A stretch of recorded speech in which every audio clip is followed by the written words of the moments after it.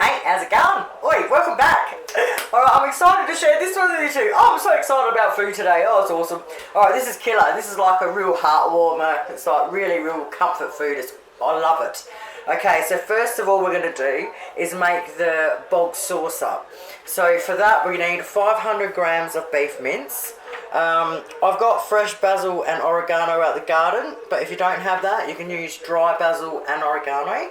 And if you don't have them, it won't really matter. It will still taste yummy without them, okay? Parsley, we need fresh parsley for in it, and we need a little bit to decorate with later, of course. 1 brown onion. I'm using the tomato-based pasta jars, 500 gram jar, whatever flavour one you like, as long as it's a tomato-based one, we need one of them. Now you need 2 cloves of garlic crushed up, or I'm just using my minced garlic as usual at the jar. We need some chicken stock, and we need 250 grams of bacon. So before we start cooking, all we have to do is chop the bacon up into pieces, not too small and not too big either, and chop up your onion. And let's cook. Heat up your pan, little splash of olive oil or whatever oil we've got. Chuck in the bacon.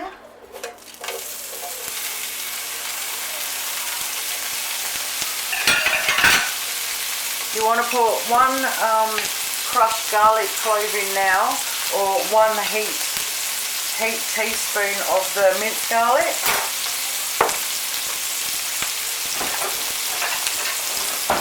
Mix it up really well. Now we're just going to fry this off, and then we're going to take it off once we've fried it up and browned it. Take it off and put it on a plate and set it aside, because we're going to need it later when we do the mac and cheese part. Onion.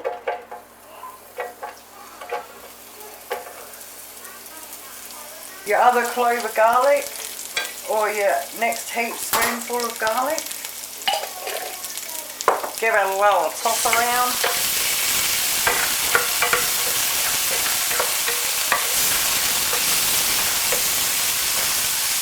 In with your mince. I like breaking it off a little bit and putting it in that way. It's a lot easier to cook with. Now we just want to brown it off for a couple of minutes. In with the jar of pasta sauce. Then add a little bit of water to the bottom of it. Just a little bit. Shake the crap out of it and put it in. Mix it through. Cup of chicken stock in. Mix it through. Now this is where you put in your oregano and mental block as usual. Basil, alright, fresh oregano and basil. And if you don't have it, you put your ½ tablespoon of dry oregano and basil in. And if you don't have that, don't worry about it. Alright, mix it in good. Now we just want to put it on a simmer, so boiling very, very lightly. And we want to put a lid on it. And we want to cook it for about 20 minutes or until it starts thickening up. We don't want it heap thick, but we want it to thicken up a bit, alright? Must have a lid on. Alright, so it's almost ready. It's been about 18 minutes or so. Well, it hasn't got much to go on it. I'm absolutely spewing. I had to get this mince from somewhere else because I didn't have any in my local. And look how friggin' oily it is. So I just thought what I'll do is I'll just show you a little trick to get rid of some of the oil if you end up getting oily mince. So get a piece of bread and just cut a little bit off and actually put it in around the edge. And do it where you see the piles of it. And it will actually soak up. You'll be able to soak up a lot of the oil. So yeah, just a handy little trick I thought I'd show you. It doesn't do it like full on, but it does get a lot of it up. Yeah, anyway, a couple more minutes to go. Alright, so she's thickening up beautifully, so yeah, I reckon a few more minutes. And then, alright, so in a few minutes, oh actually, because we've got a couple minutes to go now, put your parsley in. A couple minutes to go, a couple of tablespoons of parsley, mix that in. Alright, when this is finished, put the lid on it, turn it off, take it off the heat, put the lid on it, and leave it there to sit while we go to the next stage. Okay, the next thing we need to do is put a pot of water on. when it boils, we want to throw in 3 cups of macaroni and cook it up. When it's soft, take it off, get a colander, rinse it and drain it really, really well. Now while that's cooking, make yourself a cuppa and sit down for a minute because we've still got a bit to go. Okay, macaroni's cooked. Now what I forgot to say is that when you cook it, don't overcook it. You want to only just cook it, alright, because it's got to go in the oven, remember. Oh, we're on the home stretch. Okay, let's do this. Alright, so first of all, we need to get a big pot ready with 60 grams of butter. Now, I ran out of block butter, so I had to use some margarine as well and just wing it. And that's what we do. Alright, so we need 2 cups of any cheese you can get your hands on. Grate up 2 cups and grate another cup up and put it separate so we can put it on the top after. I've got 1/4 cup of parmisen cheese in there as well. Now if you haven't got it, it doesn't matter, it will still taste nice without it, but if you got it, definitely chuck it in. Now you need a litre of milk. Now because of the way times are at the minute and we've got these sort of things in the cupboard, this is UHT milk, alright, which is milk that you can leave in your cupboard and use it when you want. Now if you put it in your coffees, it tastes like shit, but for cooking it's unreal. So instead of wasting your good milk on cooking, I like using these to cook with and save the good milk for, you know, drinking coffees and stuff. Okay, then we need a full litre of milk. Then we need to get 1/3 cup of plain flour, put some salt and pepper on top, put 1/2 teaspoon of paprika on there and a teaspoon of dry mustard. Okay, so we have to have this all ready to go. Alright, we've got the bacon ready for after, we've got the cheese ready for after, a little bit more parmesan if we need it. Okay, so the first thing we've got to do is, I'm just going to explain it because I don't really have a good light there and it just doesn't work that way. Last time I tried it was on, off, on, off, on, off. Okay, so what you want to do is you want to put your stovetop on medium, right in the middle somewhere. Now we want to melt down the butter. Once the butter's melted down, we're going to throw in the flour mix. Mix it really well. I like using a flat wooden spoon, but mix it really well and you want to cook it. So when it starts bubbling a little bit, that's the flour cooking out. So we want to cook it for exactly 1 minute and then take it straight off. Now if it seems like it's getting too hot, just take it off the heat for a minute, okay? Keep mixing it. When it cools down a bit, put it back on. You just got to go back and forth with it. You don't want to burn it, but you have to cook out the flour. It will taste like crap. So let's do that first, alright? Melt down our butter, put in our flour for 1 minute. Right, so remember, don't time it for a minute until it actually starts all boiling, okay? A minute later, we've cooked out the flour. Now what we want to do is we want to keep it off the stove top. We want to slowly pour all the milk in and blend it through. So little bits at a time, mix it in, little bits at a time, mix it in until we've done the whole litre. Alright, once we've got it all mixed in, we're going to put it back on the stove top and we're going to slowly bring it up to the boil, constantly stirring, okay? And as it gets to the boil, it will thicken up a little bit.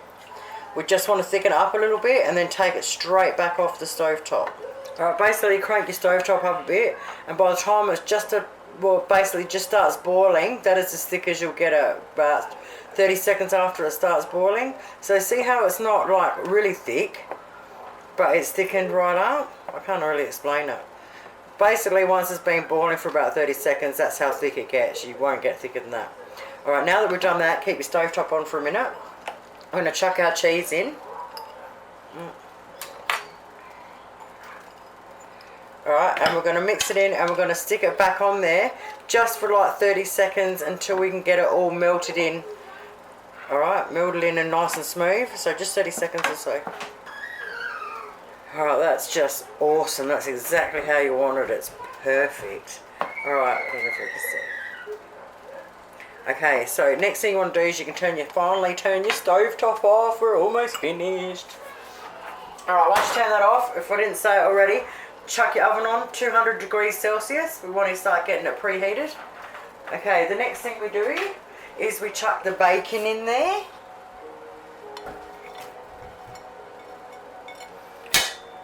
And we give that a good mix in.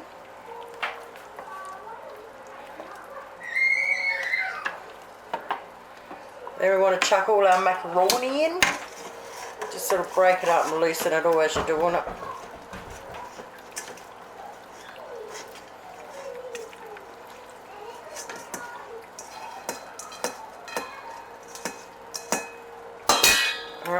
mix that all in really well. Oh yeah, baby. The stuff greens are made of. This is so good for the family. My granddaughter's running around being a horse at the minute.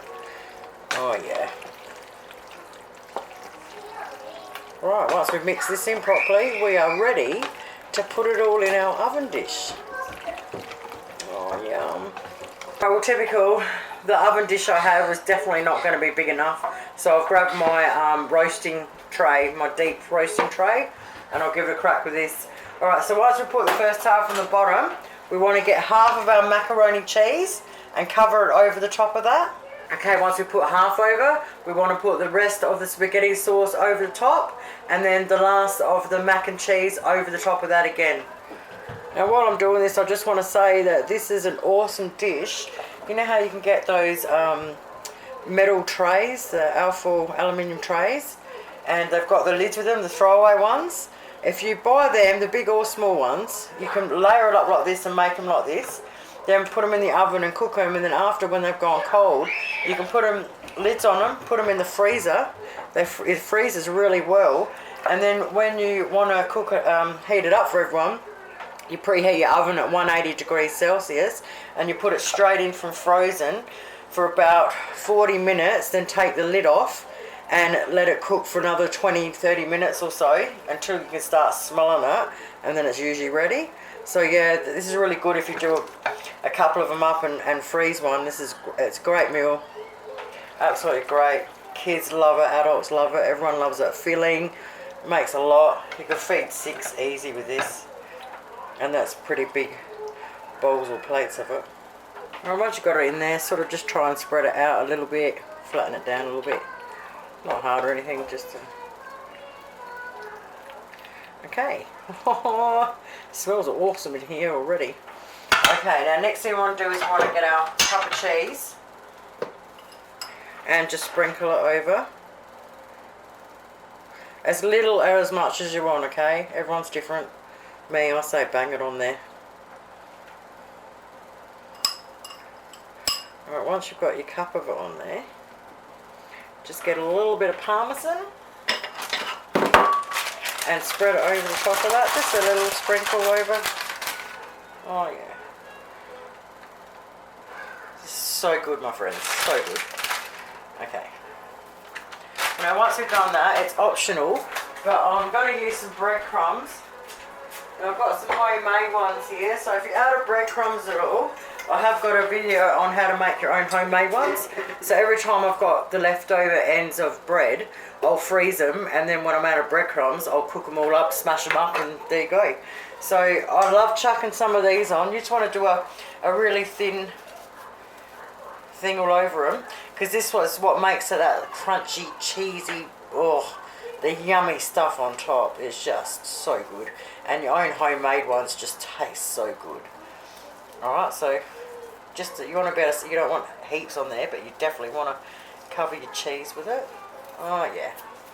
Now, as soon as the oven's hot enough, we chuck it in there, and I will tell you in a minute just how long to cook it for, because yeah, I've never timed it before, so I always go by smell. So I'll let you know in a minute exactly how long it takes. Oh mate, it smells crazy good in here. Oh, alright, it took 30 minutes. Now, what I want to say quickly is that this does take ages to make, but it's well worth it. I reckon that would feed 8 easy. Well, we'll say 6 nice big servings easy. Yeah, so what I would normally do is I would normally make it during the day, let it go cold, wrap it, put it in the fridge, and then at night time when you're ready, you know, hour before dinner, whack it in the oven. Alrighty. I don't know how pretty I could make this. It's not a pretty looking dish, but we'll serve some up.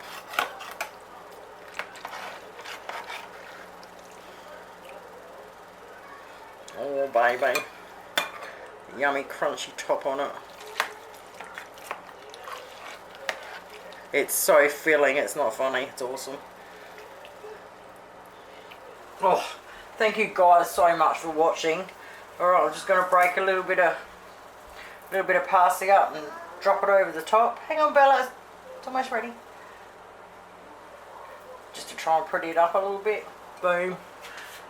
It's so yummy. Thank you guys so much for watching. Have yourselves an awesome night. I'll be back. Bye.